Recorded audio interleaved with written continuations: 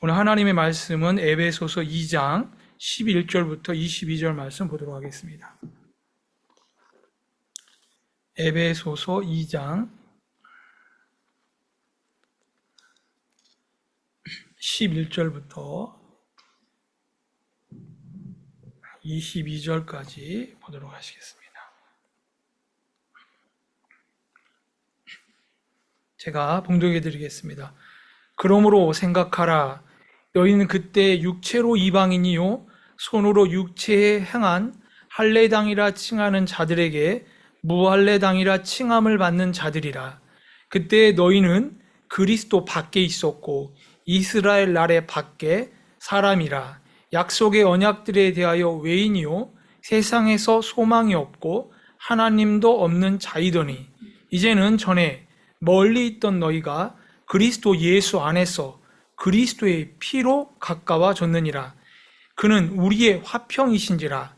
둘로 하나를 만드사 중간에 막힌 담을 허시고 원수된 것 곧 의문에 속한 계명의 율법을 자기 육체로 폐하셨으니 이는 이 둘로 자기의 안에서 한 세 사람을 지어 화평하게 하시고 또 십자가로 이 둘을 한 몸으로 하나님과 화목하게 하려 하심이라. 원수된 것을 십자가로 소멸하시고 또 오셔서 먼 데 있는 너희에게 평안을 전하고 가까운 데 있는 자들에게 평안을 전하셨으니 이는 저로 말미암아 우리 둘이 한 성령 안에서 아버지께 나아감을 얻게 하려 하심이라. 그러므로 이제부터 너희가 외인도 아니요 손도 아니요 오직 성도들과 동일한 시민이요 하나님의 권속이라. 너희는 사도들과 선지자들의 터위에 세우심을 입은 자라. 그리스도 예수께서 친히 모퉁이 돌이 되셨느니라. 그의 안에서 건물마다 서로 연결하여 주 안에서 성전이 되어가고 너희도 성령 안에서 하나님의 거하실 처소가 되기 위하여 예수 안에서 함께 지어져 가느니라. 아멘. 우리가 에베소 교회를 생각하면 유대인들이나 로마인들에게 에베소는 아름다운 미항, 최고의 학문의 어떤 도시, 또 에베소는 어떤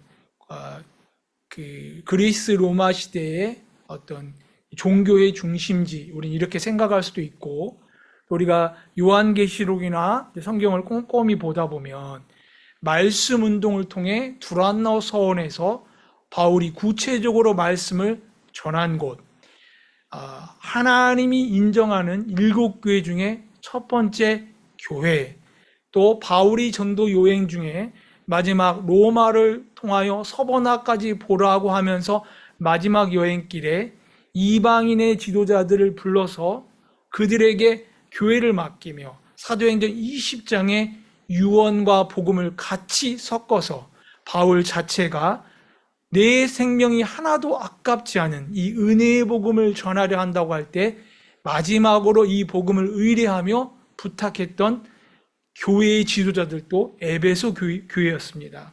오늘 저는 이 에베소 교회를 통해서 십자가의 하나로라는 제목으로 한번 생각을 해보려고 합니다. 우리가 에베소 교회가 이제 첫 열심을 첫사랑을 잃어버렸다 이렇게 얘기를 하거든요. 에베소 교회가 첫사랑을 잃어버렸는데 어떠한 사랑인가? 에베소 교회 안에는 어떠한 사랑이 있었길래 이 첫사랑을 잃어버렸다라고 말했을까? 우리 한번 그것도 생각해 보고 이 본문 가운데에서 우리가 한번 그런 부분들을 한번 생각해 보려고 합니다. 여러분, 우리가 분명히 알아야 될 것은, 저도 우리가 보통 이제 구원을 받지 못했을 때 제가 신학을 공부를 하고 제가 교회를 다니고 출석을 할 때 제 마음에 항상 저를 누르고 저를 힘들게 하고 저를 고통스럽게 했던 건 뭐냐면 율법이었습니다. 다른 말로 말하면 내가 오늘 거짓말했어. 내가 오늘 10의 1조를 못했어. 제가 이제 신학교에 제가 좀 제 친구들은 좀 한국의 유명한 대학, 또 가장 친한 친구가 그때 이제 서울대학을 수석으로 들어갔어요. 이제 그 친구랑은 지금도 연락을 해요. 구세군교회 목회를 하는데 시험 보러 가기 바로 전날까지 이제 저랑 같이 대화하고 같이 수학 문제를 풀고, 이제 그 친구는 아버지의 뜻을 따라 이제 서울대학을 가고, 이제 저는 이제 그 당시에 이제 일반 교회를 다녔고, 제가 또 어떤 소명이라는 목적 때문에 제가 신학대학을 가고, 그런데 제가 이제 신학대학을 붙고 또 이렇게 장학금을 받고 또 농협에서 장학금도 나오고 지역에서 장학금도 나오는데, 모든 첫 열매를 하나님께 드리라고 하는 구약의 법이 있잖아요. 그래서 제가 싹 다 드렸어요, 하나님 앞에. 그리고 우리 아버님은 교회를 다녔지만 내가 신학대학 가는 걸 너무 싫어하셨어요. 아버지 집을 나가셨고, 그때 조그만 학교였지만 교감 선생님도 나하고 미쳤다고 그랬는데, 그 교회에서도 또 제가 이렇게 신학대학을 간다고 하니까 또 이렇게 사례비를 책정하고 또 이렇게 그 돈을 저에게 줬어요. 근데 제가 그 돈, 모든 장학금 싹 다 하나님 앞에 드려야 되는 첫 열매라고 생각하고 드렸어요. 근데 문제가 발생한 게 뭐냐면, 아버지가 그 돈이 어딨냐라고 하는 거예요. 그래서 저를 내쫓다시피 했거든요. 근데 이제 제가 그러고 나면 이게 그대로 드렸으니까 마음에 편안해야 되는데, 내가 물질을 드렸는데 조금 내 마음에 내가 조금 남길 거라는 생각이 들어왔을 때 너무 고통스러운 거예요. 또 그리고 오리를 가라면 십리를 가라고 해서 제가 신학교 다닐 때 구두 닦는 사람을 만나면 돈을 다 줬어요. 가난한 친구를 만나면 돈을 다 줬어요. 근데 또 어떤 그 구두 닦는 사람 봤더니 깡패더라고요. 돈을 안 줬는데 돈을 뺏어가는 사람도 있었어요.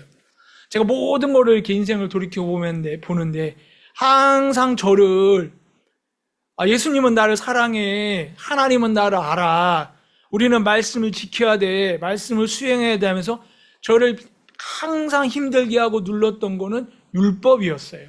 새벽 예배를 안 지키면 안 돼. 그래서 새벽 4시면 일어나가지고 종을 치고 또 철야 기도를 하고 또 막 전도를 하려고 동네 다 다니면서 그 시골 동네를 제가 다 교회를 다 데리고 왔어요. 그래서 100% 전도한 적도 있어요. 그래서 정말 19, 20살 때 그 동네 애들 막 70명, 80명씩 그냥 여름 성경학교 꽉 채우고 그러는데, 항상 마음 안에 뭐가 있냐면 부족한 거예요. 뭔가 조금 제가 하나님 앞에 죄스러운 거예요. 심지어 생각조차도. 제가 이제 좋아했던 시인이 윤동주인데, 윤동주 다 아시잖아요. 서시 같은 거. 하늘을 우러러 한 점 부끄러움 얻기를 잎새이는 바람에도 나는 괴로워했다. 어쩌면 제가 이제 모든 현 기독교인들이 고민하는 그 고민들이 어떻게 보면 그런 거일 수도 있을 거예요.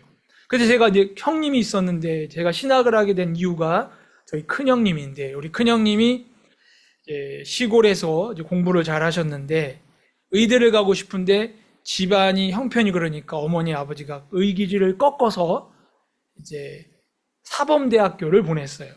사범대학교를 간 형이 이제 사범대학교 갈 바에는 내가 신학대학을 갈 테니까 신학대학을 보내달라고 했을 때 어머니가 그걸 또 꺾었어요. 형님이 이제 사범대학을 다니다가 형이 이제 정신분열, 극단적 우울증 이런 게 와가지고 형이 갑자기 아팠어요.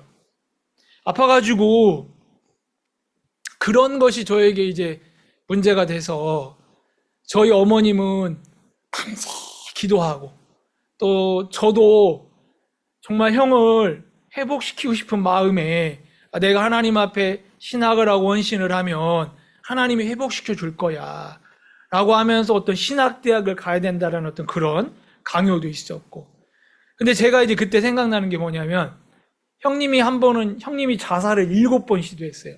형님이 이제 쉽게 말하면 시골에서 글도 잘 쓰고, 그래서 어렸을 때부터 무슨 조선일보 신춘문예도 당선이 되고 아주 문학적이고, 충청남도 육상 선수 나가서 육상도 1등하고 공부도 잘하고 착하고, 근데 형이 자기의 의지와 소망이 끊어질 때 그 소망을 깊이 안고 있다 터지니까 완전히 망가지는 거예요.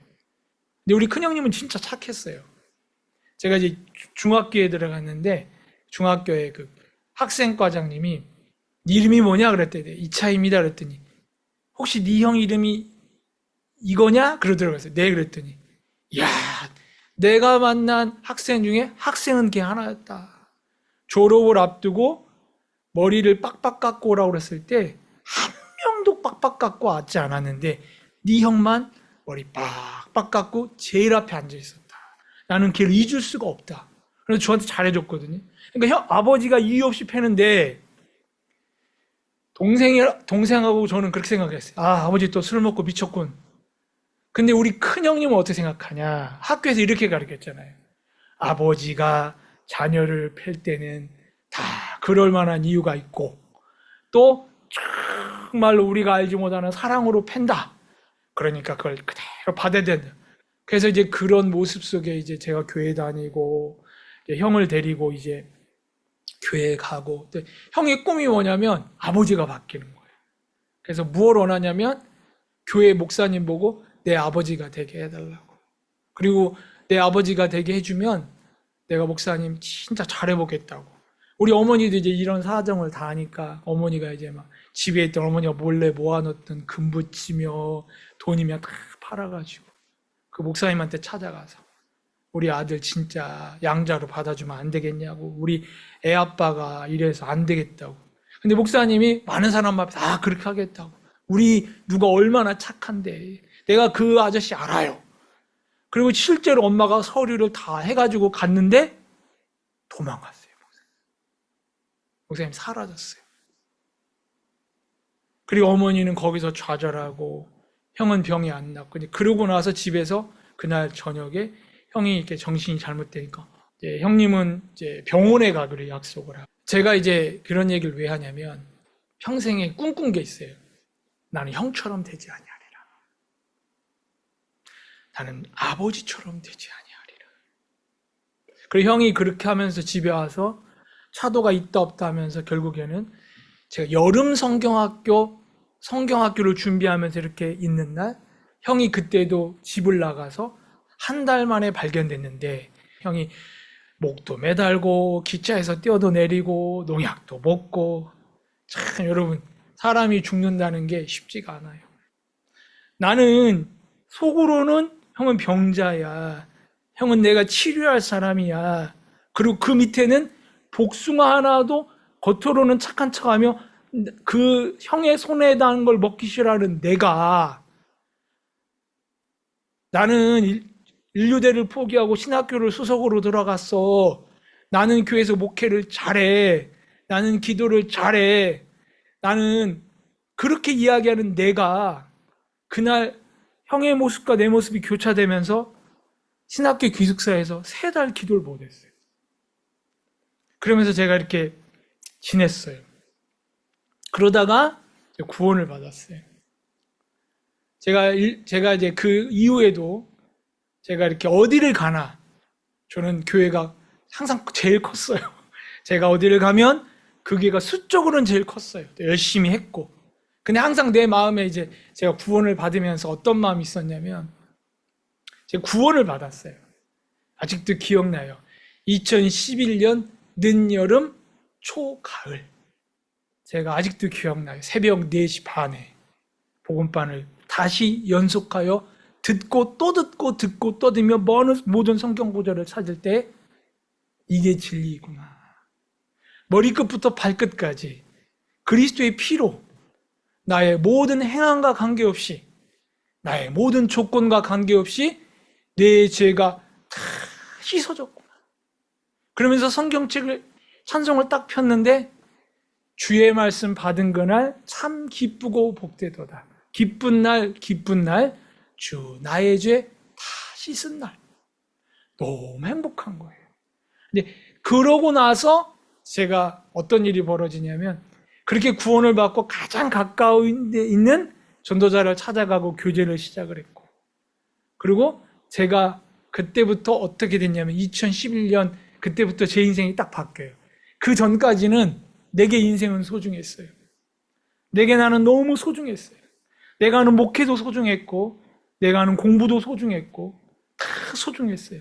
아니 인생 자체가 나에게는 모든 것이었는지도 몰라요. 근데 그 일이 있은 이후에 하나님이 저를 어떻게 인도해 주셨냐면 그 그리스도와 복음만 내게 소중하고 인생은 꿈이라고 하는 사실을 계속 알려줬어요. 그 전에는 무엇 하나 힘들고 어렵고 저주받을까봐, 잘못했을까봐, 좀 잘하면 잘했을까봐 염려하고 걱정하고 씨름하는 인생이었다면, 그 구원이 온 다음에 하나님이 저를 인도할 때 제 마음을 지금까지 2011년부터 지금까지 제 마음에 한 번 들어온 이 십자가의 피와 구속은 하나님이 인생을 가볍게 해주셨어요. 근간에 김성호 목사님께서 너는 나의 멍에를 배우고 나에게서 배우라. 나는 마음이 온유하고 겸손하다. 네 마음이 쉼을 얻으리라. 쉼을 한 번도 얻지 못한 인생에서 구원 이후의 인생은 쉼과 같았어요. 제가 구원받고 이래저래 사건이 있었지만 하나님의 긴박한 손길로 에스겔의 머리끄댕이를 잡아가지고 강가로 옮길 때, 그발 강가로 옮기듯이 제가 갑자기 어머니가 돌아가시고 내 머리끄댕이를 잡아가지고 하나님이 아틀란타 교회로 옮길 때 주님 내게 처음 준 말씀은 이사야서 말씀이었어요. 아리에라, 네가 이스라엘이 바벨론의 공격을 받고 막 걱정하고 현상과 환경에 막 힘들 때 이사야는 말씀을 보았어요. 말씀이 없는 백성들은 이제 히스기야는 죽을 거야, 우리는 바벨론에 가서 멸망할 거야, 여기까지밖에 못 보는데 이사야의 눈에는 뭐가 보이냐면 하나님의 나라까지 보여요. 하나님을 알게 되는 지식의 나라까지 보이는 게 아니라 800년 후에 태어날 예수님까지 보여요. 전설에 의해 그가 톱으로 관에 넣고 켜죽음을 당했지만 이사야의 눈에는 그게 다 보였어요. 그 이사야가 이스라엘 백성을 위로할 때 밀려오는 메대 파사와 바벨론의 병사들의 그들의 배가, 임산부의 배가 찢어지고 아이들의 머리 바위 속에 터질 때, 달달달 떨 때 이사야는 환상을 봐요. 그리고 그들에게 이렇게 말합니다. 아리에라. 아리엘은 뭐냐면 벌벌 떨고 있고 찢기와 아무것도 아닌 사람이 되고 우리 형과 같은 사람이 된 거죠. 누구도 나는 이스라엘을 안다고 말하지 않는 찢기 같은 존재가 되어 그들조차도 떨 때 이사야 입을 통해 그들을 가리켜 한 말은 아리엘이었어요. 야곱도 아니에요. 아리엘은 뭐냐? 이스라엘을 가리켜 하나님이 가장 존칭할 때 쓰는 말이에요. 하나님의 사자요. 하나님의 어린 사자요. 여러분 그 영화 중에 그 어린 왕자가 뭐 그 사자나, 그러니까 너는 내 하나님의 어린 사자요. 뭐라고 말하냐면 아리에라, 네가 꿈에 배부르게 먹으면 꿈이 깨면 배부르더냐. 네가 꿈에 눈물 좀 흘리고 고통을 당하면 꿈이 깨면 고통스럽더냐. 아리엘에게 하는 말이에요. 이사야가 아무것도 세우지 마라. 하나님은 너희들을 반드시 돌이킬 것이고 하나님이 너희에 대한 소망은 저주가 아니다. 근데 제가 그게 딱 제 안에 들어오는데 너무 행복한 거예요. 근데 그 이후로 지금까지 하나님이 저에게 한 행동은 뭐였냐면 환경을 바꾸거나 인생을 바꾸거나 삶을 바꾸는 게 아니었어요. 내가 그렇게도 무겁게 여겼던 것, 그렇게도 내가 소중히 여겼던 것, 그렇게도 내가 짓눌려 있던 모든 것들에 대해서 하나님은 항상 이렇게 말해요. 아무것도 아니란다. 이것이 너에게 그리 큰 것이 아니란다.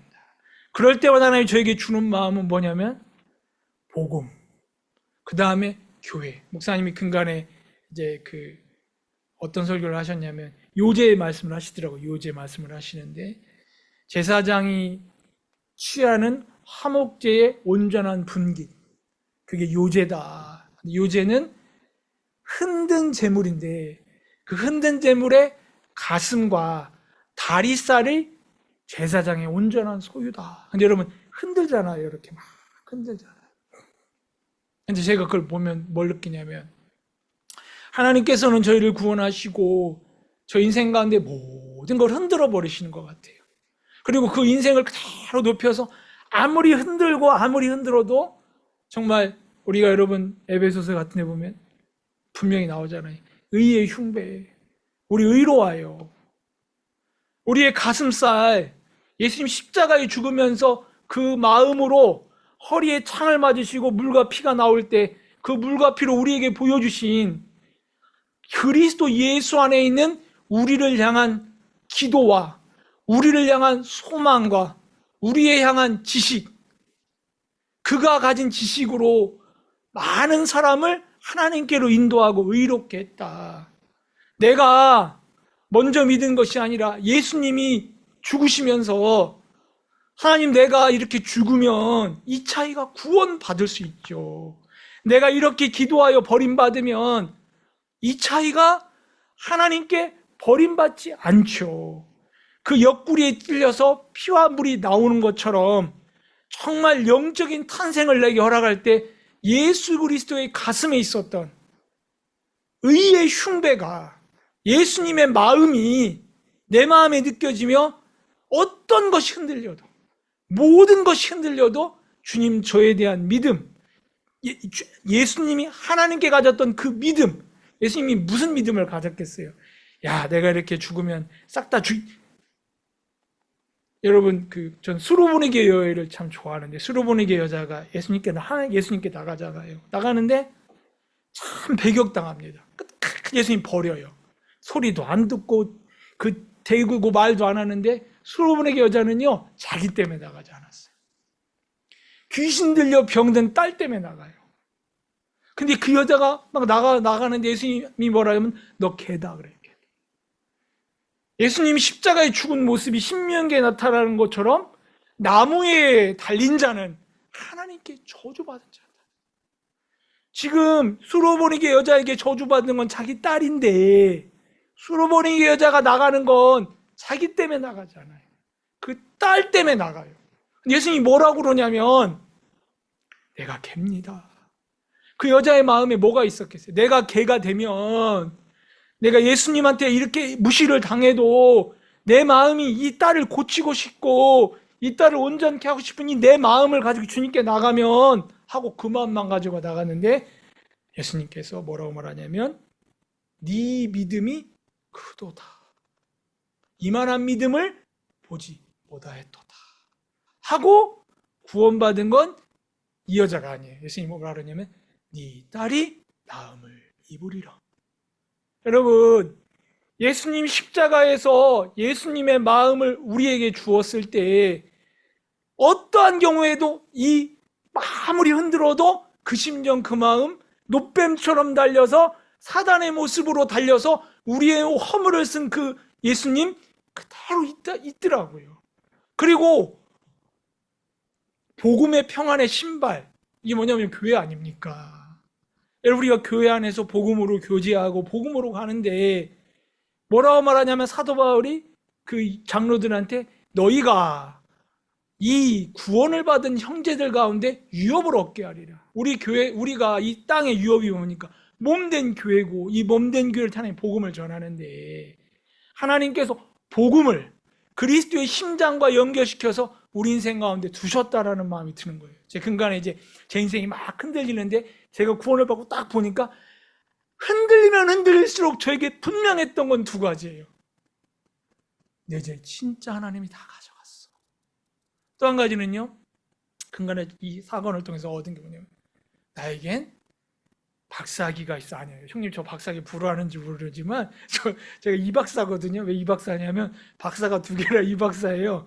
저는 이 박사 사실은 너무 못나고 너무 엉망인 사람이라 제가 하나님이 불쌍해서 이렇게, 여러분 그거 있잖아요. 그 시골에 그 국민학교 입학하면 옛날에 코 올리는 거 닦으라고 이름표하고 하얀 손수건 이렇게 주잖아요. 근데 우리 동네 코 올리기 대장이 있었는데 얘는 손수건이 2개였어요. 왜냐면 코가 많이 나오니까.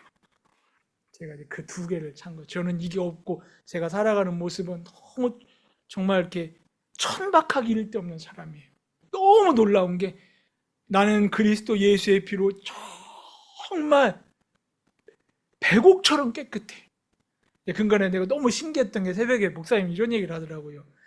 요한계시록 8장에 흰옷 입은 무리들이 나오는데 그들은 흰옷을 입었더라. 흰옷이 뭐냐면 그게 우리들의 행함이거든요. 예수님이 우리에게 주신 의잖아요. 그게 바로 가슴이거든요. 요제로 흔들 때 가슴살인데 이들이 흰 옷을 입었는데 왜 흰냐 그랬더니 어린 양의 피로 그 옷을 빨았더라. 그래서 좀 깜짝 놀랐어요. 여러분 빨간 피로 흰 옷을 빨면 이게 빨개져야 되잖아요. 근데 하얘졌다는 거예요. 네. 여러분 우리 그렇잖아요. 빨간 예수님의 피로 우리의 삶이 왔을 때 하나님 우리를 하얗게 의롭게 해주신 그 가슴살이 있잖아요. 제가 이제 근간에 이제 그런 걸 하는데 제가 이제 우찌무라 간조나 김교신 얘기해야 되는데 이렇게 좀 왔는데 자, 내가 이 얘기를 왜 준비했냐면요. 제가 구원을 받았어요. 자, 이제 제가 여기까지 하고 다시 일본으로 갈게요. 일본 기독교랑 우리나라 기독교에 가장 큰 영향을 미친 그 구한말 선각자 이 둘을 통해 실제적으로 새마을 운동의 정신도 이 김교신과 다섯 유용모를 통해 나왔거든요. 그러니까 이 박정희 대통령이 여기서 배워요. 박정희 대통령은 미국의 일본의 명치유신의 전통과 사무라이 정신을 통해서 육사에서 이걸 배워요. 그리고 일본의 사무라이 정신의 배경에서 기독교를 받아들여서 일본 기독교의 정신을 좀 새롭게 하고 후에 일본의 수상을 배출하고 일본의 실제적인 인재를 배출했던 도쿄대학의 동경대학의 3명의 총장을 제자로 배출하고 일본이 그 의학이 발달되잖아요. 보건업계 70%의 사람들은 이 제자가 돼요. 그게 누구냐면 교천 선생 우찌무라 간조예요. 근데 이 우찌무라 간조랑 이제 김교신 선생님이 어떤 사이냐? 김교신 선생님이 우리나라에서 무교회주의자로 알려 있는데 사실은 함석헌의 벗이고 6인 동인방이 있는데 그 6인이 한국 근대화의 뿌리를 만드는데 이 김교신 선생님이 어떤 사람이냐? 이분이 우찌무라 간조를 스승으로 따랐어요. 근데 김교신이 어떤 사람이냐? 내가 큰 형을 싫어하듯 김교신은 한국 사람을 싫어했어요. 얼만큼 싫어했느냐? 김교신 선생은 한학자 집안에 태어나서 한학을 공부하고 공부를 한 다음에 일본으로 유학을 가서 영어 영문학을 공부를 하다 박물학으로 전공을 바꿔요. 박물학이 뭐냐면 옛날에 일제시대 때 성각자들 보면 대박 박물학이다 그래. 이게 뭐냐면 지리학이에요. 지리학. 그 당시는 지리학을 박물학이라고 말했고 사실은 이 지리학이 모든 물질과 돈을 이렇게 하는 그런 흐름이 있기 때문에 이게 지금 다른데 지리학자예요. 지리인데 지리만 한 것이 아니라 물리라든가 이런 거 같이 했죠. 이 사람이 이제 기독교인들도 되게 우습게 봤어요. 왜냐하면 한국 보면은 이 사람이 뭐라고 글에 나오면 한국 사람은 거짓말쟁이에요. 한국 사람은 성실하지 않아요. 한국 사람은 맨날 노름만 해요. 한국 사람은 온갖 잘못된 미신만 믿어요. 한국 기독교인들은 위선적이에요. 그 당시만 해도 그랬어요. 그러니까 김교신이라고 하는 사람은 되게 우습게 알았어요. 그리고 이 사람이 일본에 가서 이제 유학 생활을 하는데 산상수훈을 읽어요. 마태복음 8장을 읽다가 뭘 만나냐면 눈이 범죄하면 눈 빼라. 손이 범죄하면 손 자르라. 여기서 김교신이 깨집니다.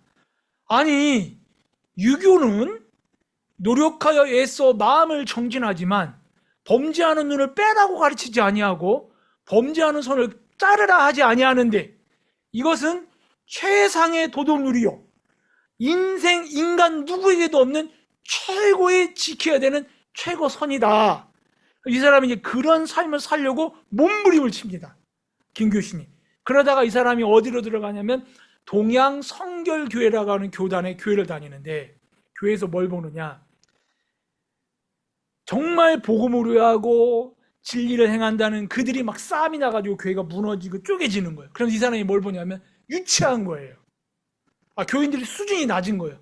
그리고 이 사람이 갈등하다가 누구를 알게 되냐면 우찌무라 간조의 이야기를 듣고 우찌무라 간조가 하는 성경 그 강의반에 들어가요. 그럼 우찌무라 간조는 제가 간단히 우찌무라 간조는요.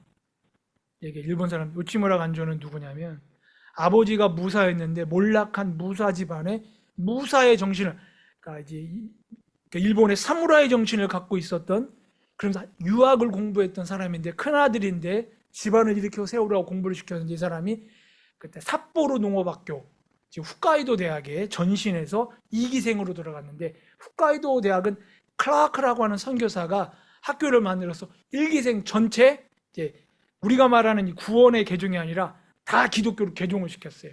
근데 2기생이었는데 2기생 중에 오직 우치무라 간조만 교회를 안 다녔어요. 우치무라 간조는 일본의 신은 800개라고 합니다. 근데 실제로 800개라기보다는 8이라고 하는 숫자가 가진 어떤 신비, 또 완성, 이런 개념 때문에 800개라고 말하는데, 그 800개의 신 중에 우치무라 간조가 제일 좋아했던 신은 진리와 지식의 신, 온갖 신을 다 섬겼고 그들에게 기도를 했고, 우치무라 간조가 그렇기 때문에 기독교로 들어갈 수 없다고 생각했어요.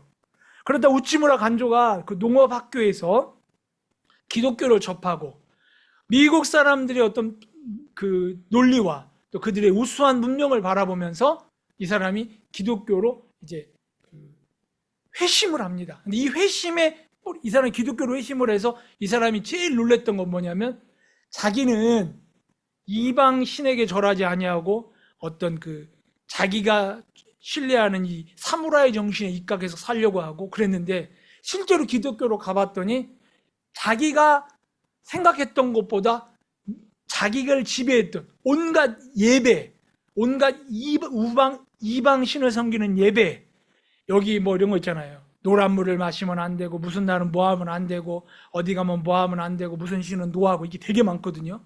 여러분 일본 만화는요 다 그런 신들 얘기잖아요. 근데 거기로부터 나와서 이 사람이 하나님을 섬기는 게 너무나 많은 종교적인 굴레에서 벗어나는 체험을 합니다. 그리고 우치무라 간조가 여기서 이제 미국 사람을 생각할 때 위대한 사람들, 미국 사람들의 기독교는 위대한 기독교인들이라고 생각을 하고, 이 사람이 그 에머스턴가 거기로 유학을 가요. 프린스턴이 아니더라고요. 한 프린스턴이라고 전해지는데, 거기로 유학을 가서 신학을 하는데 이 사람이 거기서 깜짝 놀랍니다. 이 사람의 이제 회고록 중에 뭐가 있냐면, 자기가 기차를 탔는데 기차에 타러 가기 전에 음식을 먹는데 흑인 사람들이 자기를 돕는 거예요. 너무 친절하게. 그래서 흑인 사람들이 그 기차를 타는데 가방을 실어다 주는데, 다 도착을 했는데 흑인 사람이 가방을 주지 않는 거예요. 왜 안 주냐면 팁 달라고 하는 거죠. 근데 이때 우치무라 간조가 뒤집어집니다. 우치무라 간조는 어떻게 되냐, 자기가 그렇게 기대했고 자기가 그렇게 신뢰했던 미국의 기독교인들의 모습을 보며, 저들은 가짜다. 저들은 내가 가지고 있는 도덕률조차도 갖고 있지 않고 위선자며 거짓이다. 그래서 우치무라 간조가, 그 다음에 우치무라 간조는 이런 생각을 해요. 우치무라 간조에게 있어서 기독교는 예수님과 일본이었어요. 우치무라는 이렇게 말합니다. 내가 예수님을 더 좋아하는지 일본을 좋아하는지 알 수가 없다. 일본이 재팬이고요, 예수님이 지저스예요. 그래서 우치무라는 나에게 두 개의 제의가 있다.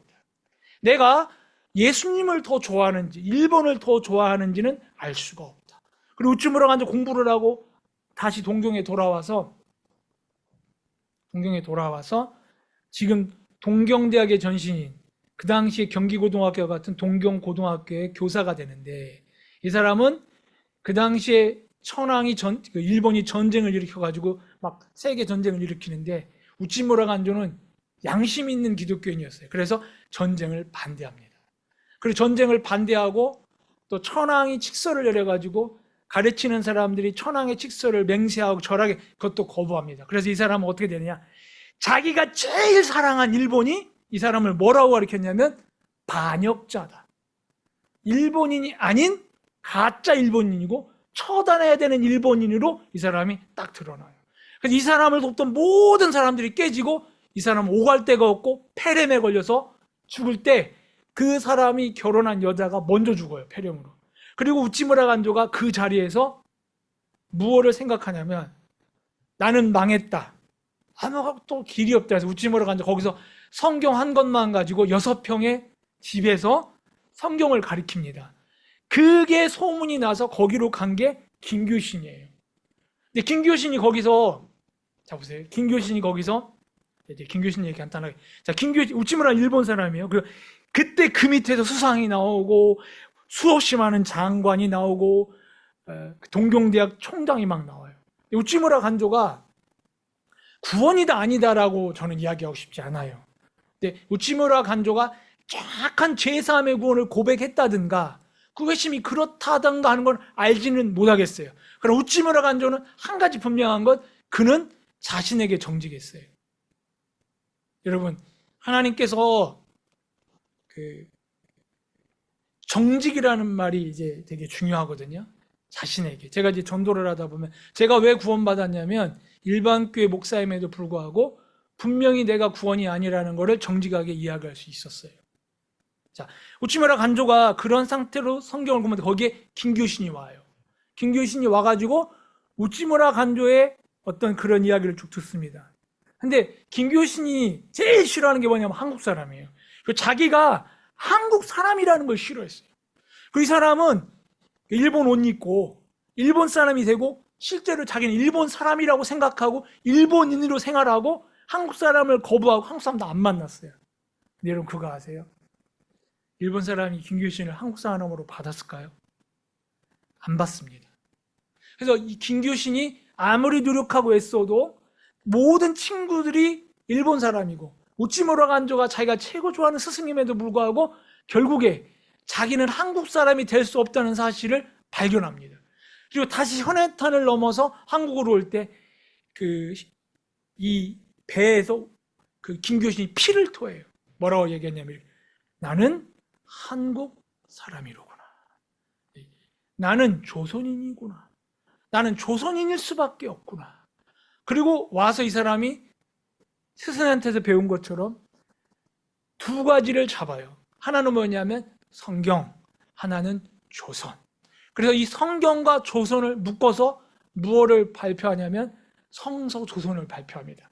이 성서조선을 이 사람은 뭐라고 말했느냐? 나에게 나라가 있다면 성서조선이요. 나에게 교회가 있다면 성서조선이란 말이었어요. 김교신과 우찌무라 간조는 어떤 교회를 꿈꿨냐면 우찌무라 간조도 뭐라고 비판을 받냐면 무교회주의자예요. 김교신도 뭐라고 비판을 받냐면 무교회주의자예요. 김교신과 우찌무라 간조가 꿈꿨던 교회는 건물이 교회가 되거나 지도자가 교회가 되는 것이 아니라 성경의 말씀과 예수가 교회가 되는 그런 것이 교회라고 하는 참다운 교회를 꿈꿔요. 김교신은 나중에 일제 치하에 의해서 독립운동가로 오해되어 판결을 받고 함흥 군수공장에 한국 사람을 지도하는 간수로 보내집니다. 근데 이 과정이 되게 웃겨요. 김교신이 쓴 조우라고 하는 시가 있어요. 그 시는 뭐냐? 내가 일본 사람이 못 된다면 진정한 조국을 성경을 통해서 내 안에 체득화시켜서 내가 원하는 참된 교회여 국가인 이것을 내가 꿈꾼다면 끊임없이 기도하리라. 이 사람은 매일 같은 장소에서 기도했습니다. 그게 뭐냐면 우물가에 이끼가 있고 돌이 있는 데서 맨날 기도를 했는데 어느 날 항상 새벽에 나와 눈이 있던 눈이 없던 기도를 하는데 어느 날 이렇게 기도를 하는데 늦 겨울에 깨구리들이 튀겨나오는 거예요. 무슨 얘기냐면 내가 조우가 뭐냐면 깨구리 친구거든요. 내가 자네들이 죽은 줄 알았는데 내가 내 안에 조선인일 수밖에 없는 이 아픔을 가지고 기도하며 하늘로부터 나라를 받아 성소조선을 꿈꾸는데 자네들도 다 죽고 내 꿈도 죽고 다 죽은 줄 알았는데 오늘 내가 늦 겨울에 기도를 하는데 봄이 이르지 않았는데 자네들이 깨골깨골 우니 이야 내 기도도 죽지 않고 살겠구나 이 시를 썼어요. 근데 일본 사람이 볼 때 뭐 어떻게 해요? 이거 한국이 죽지 않고 산다는 얘기네? 해서 이 사람을 불러다가 막 그냥 정기고문을 하고 그래. 그래서 이 사람을 가리켜 그냥 순전한 기독교, 전적인 기독교, 독립은요 제가 꼼꼼히 한자도 생각을 안 했어요. 이 사람은 한국 사람 좋아한 적이 없어요. 그리고 이 사람은요 일본 학교에서 교사를 했고 나중에 일본 여자랑 결혼도 다시 합니다. 근데 이 사람은 정직했어요. 그리고 우찌무라 간조가 일본 사람 천황한테 뭐라 그랬냐면 당신이 그렇게 하면 그렇게 하면 가미사마가, 일본 사람이 이야기하는 하나님이에요. 가미사마가 하늘에서 불덩어리를 떨어뜨릴 것이다 그랬어요. 그리고 김교신이, 검사가 김교신을 이렇게 취재할 때 내가 언제 독립운동을 했냐. 그러나 일본이 전쟁을 일으키고 조선 사람을 학대하는 것은 잘못된 것이다. 너희들 하나님이 하늘에서 불덩어리를 떨어뜨릴 것이다 하고 5개월인가 8개월 있다가 히로시마 나가사키에 실제로 원자폭탄 떨어집니다. 그리고 김교신은 어디로 버려지냐면 함흥 군수공장에, 이제 이렇게 비료공장이라고 하는 말, 이제 군수품 만드는 공장에 간수로 가요. 온몸이 병들어가지고 갔는데, 김교신은 자기가 그렇게 사랑했던 일본으로는 철저히 버림을 받았어요. 자기가 추구했던 순수한 신앙도 결국에 이론이지 실제는 아니었어요. 김교신이 무너지는 마음으로 군수공장에 갔는데 거기에 누가 있느냐? 거기에 끌려온, 글도 모르고 이유도 모르고 매 맞으면 매 맞고 아는 것도 없는 조선 사람들이 잔뜩 왔고, 그들은 독립이 무엇인지도 기독교가 무엇인지도, 그리고 그들을 가리켜 항상 김교신이 어떻게 생각했냐면 나는 저런 사람들처럼 되지 말아야 돼. 저 사람들은 바뀌어야 돼. 라고 말하며 생각했던 그 김교신의 앞에 그들이 널려 있는데, 병들고 피 묻은 내가, 일본 사람들이 아닌 내가, 그리고 배웠다고 일본 사람들이 그들을 위한 지도 간수로 세웠을 때 그들이 김교신에게 와서 듣는 거예요. 김교신이 성경을 이야기하면 그대로 받는 거예요. 김교신이 도둑질하지 말라고 그러면 받는 거예요. 근데 김교신이 한 번도 인정하거나 한 번도 나는 저 사람처럼 되지 말아야 돼, 저는 인간도 아니라고 했던 그들에게 뭘 느끼냐면 조선을 봅니다.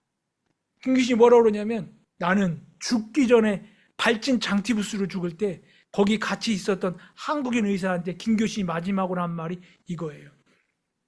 의사, 나는 드디어 조선을 보았다.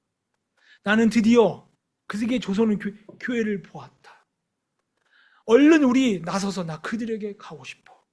내가 그들을 받고 안 받고가 아니라 유일하게 나를 받아준 그들이야. 내가 그들에게 제일 사랑하는, 내가 내 생명을 바쳤던 이 예수와 그리스도를, 성경을 꼭 전해주고 싶어. 라고 하면서 김교신이 이렇게 사라져요. 저는 제가 이제 정리를 하면, 제가 구원을 받고 아틀란타에서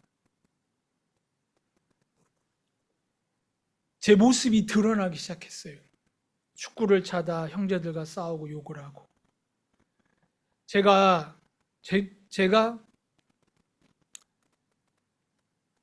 어떤 그 여자 집사님하고도 막 싸움을 하고, 근데 제가 구원을 받고 드러나는 내 모습을 교회는 한 번도 싫다 하지 않았어요.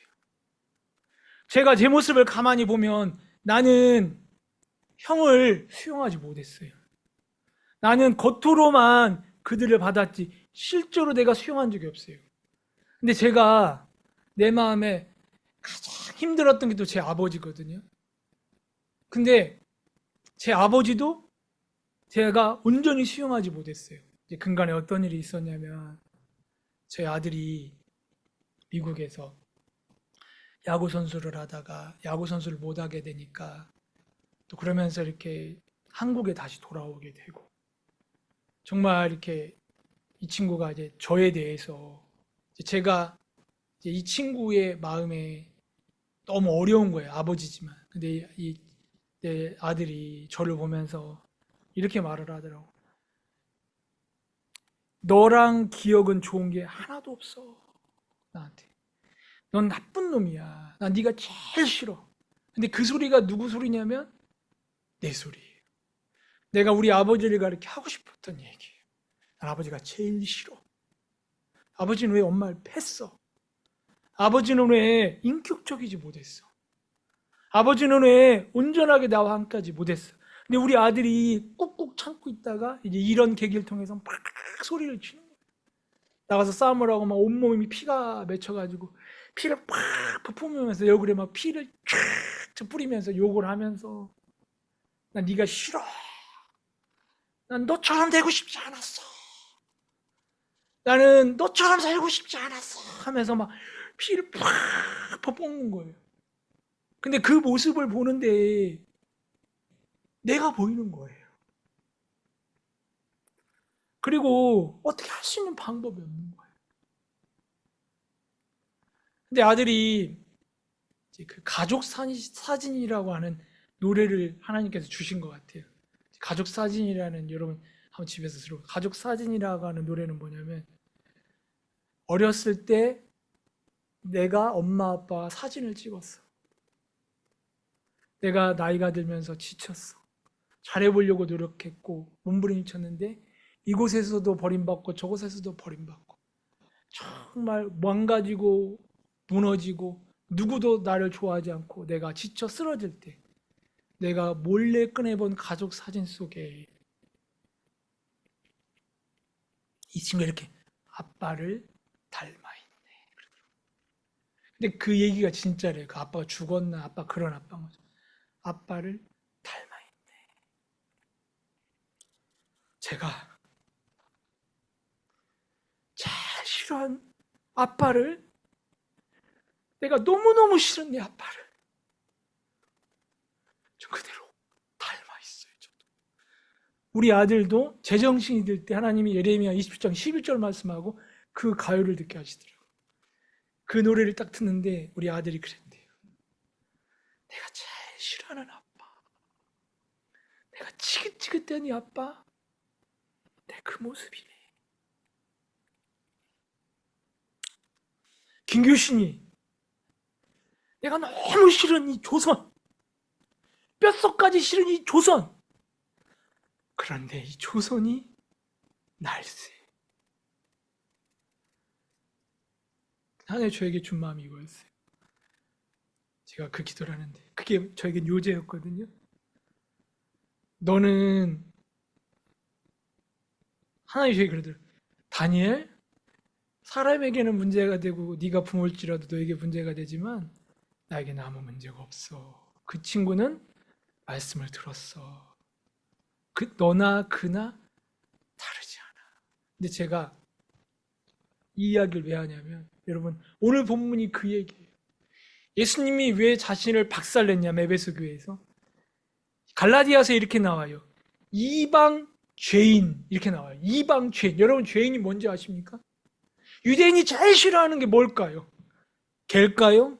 돼지일까요? 미친 광인일까요? 아닙니다. 우리입니다. 이방인입니다. 근데 유대인은 아직도 전쟁을 하는데 다 죽여요. 우리 이방인이에요. 유대인은 절대로 우리를 사랑할 수 없고 우리를 형제라 부를 수 없어요. 근데 복음을 정확하게 한 바울은 기꺼이 우리를 형제라 불렀어요. 형제라 부른 정도가 아니라 자기 이름을 사울에서 바울로 바꿨어요.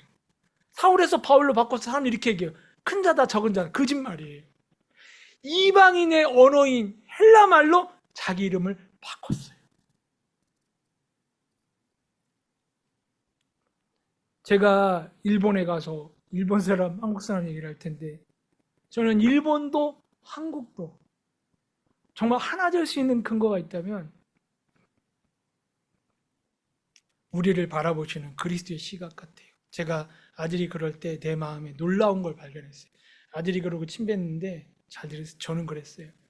우리 아들 회복돼야 될 텐데. 제가 그 생각을 하고 그때 내 마음에 들렸어요. 인간의 부모가 너 같은데 나는 어땠겠느냐. 이사야서에 내가 너희를 향한 마음은 저주가 아니다. 하나님이 그 아들을 주신 그 하나님이 아들과 함께 모든 것을 주시지 않겠느냐. 더 나아가 이런 마음이 생겼어요. 절대로 사랑할 수 없고 절대로 받을 수 없는 죄인, 머리끝부터 발끝까지 죄인 나를, 저는, 김교신은 조선을 못 받아들이고 나는 나의 형과 아버지를 못 받아들인 그 자리에서 아버지보다 조선 사람보다 더 악하고 추하고 더럽고 버릴 수밖에 없는 나를 우리 하나님은 자기 아들처럼 아들의 핏값으로 받아들이면서 하나도 더럽다 하지 아니하고 하나도 싫다 하지 아니하고 십자가에서 율법을 확 찢어서 터쳐버릴 때, 율법을 터칠 때 그 안에서 새로운 법이 나왔는데 그 법은 율법을 완성하신 부활하신 그리스도의 생명의 법이었어요. 네, 우리 여기까지 하겠습니다. 기도하겠습니다. 하나님 아버지 감사를 드립니다. 저희가 이제 10월에 일본에 집회를 준비하고 있는데 그 집회 가운데 또 목사님께서 계획하시는 것이 있어서 저에게 일본 기독교와 한국 기독교가 정말 복음만이 하나 되는 그런 마음으로 참 설교를 준비하라고 했는데 제가 하나님 두서없이 또 제가 말씀을 전했습니다. 저희들이 정말 받아들일 수 없고 수용할 수 없는 자리에 있을 때 하나님께서는 저희를 수용할 수 있는 자로, 받아들일 수 없고 세상에서 버린 자일 때 세상 가운데 가장 사랑하는 자로 아들의 피로 닦으시고 온전케 하시고 정말 부끄러워하지 아니하시고 저희를 정말 인도해 주셨습니다. 세상과 인생에 매여 여전히 애굽에 있는 사람들처럼 세상의 눈치나 바라보고 먹을 것을 향해 정말 맨정신이 아니라 미친 마음으로 살아갈 수밖에 없는 우리를 다 털어내고 광야로 인도하셔서 조금이라도 형성되는 어떤 것도 인정하지 아니하시고 다 털어내시고 오직 그리스도로 오직 복음으로 참 저희를 꿈 같은 세상을 살게 하셔서 너무 고맙고 감사합니다. 오직 복음으로만 오직 그리스도의 의로만 저희들을 주장하시는 줄 믿습니다. 집회 가운데 있는 목사님과 또 집회를 통하여 구원받을 또 새롭게 또 세워질 많은 일들 가운데 하나님 함께 해주시고 또 주의 은혜가 계속해서 저희 교회와 함께하는 하나님의 성도들 가운데 있기를 간절히 기도드립니다. 예수님의 이름으로 기도합니다. 아멘.